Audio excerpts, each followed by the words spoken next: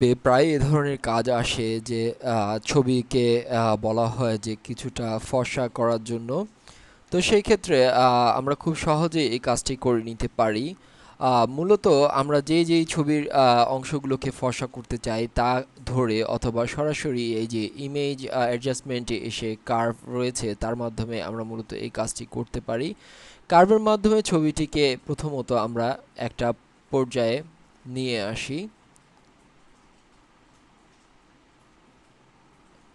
ছবিটির একটা পর্যায়ে নিয়ে আসার পরে এখন ঠিক যে অংশটুকুকে আরও অতিরিক্ত মাত্রায় ফর্সা করা দরকার সেই অংশটুকুকে আমরা ইচ্ছে করলে এভাবে পলি যে ল্যাসো টুল রয়েছে, যে ব্ল্যাক স্পট এর জায়গাগুলো রয়েছে তা মূলত আমরা মার্ক করে নিতে পারি এভাবে।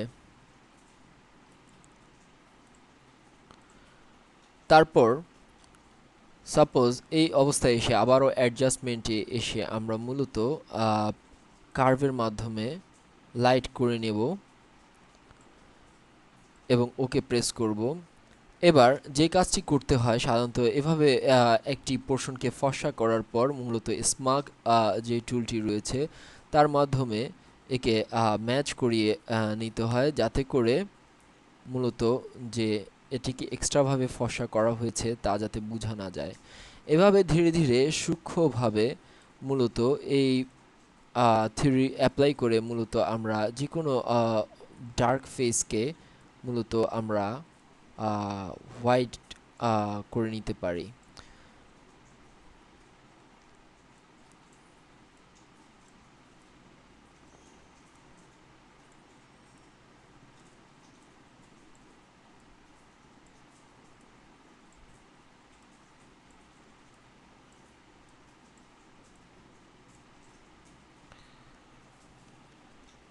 এভাবে ধীরে ধীরে আমরা ইচ্ছে করলেই একটি ফেসকে খুব সহজেই সম্পূর্ণভাবে হোয়াইট করতে পারি। একটু সূক্ষ্মভাবে ধীর সুস্থ হয়ে আমরা যদি কাজ করি তাহলে খুব সহজেই আমরা এই কাজটি করতে পারি।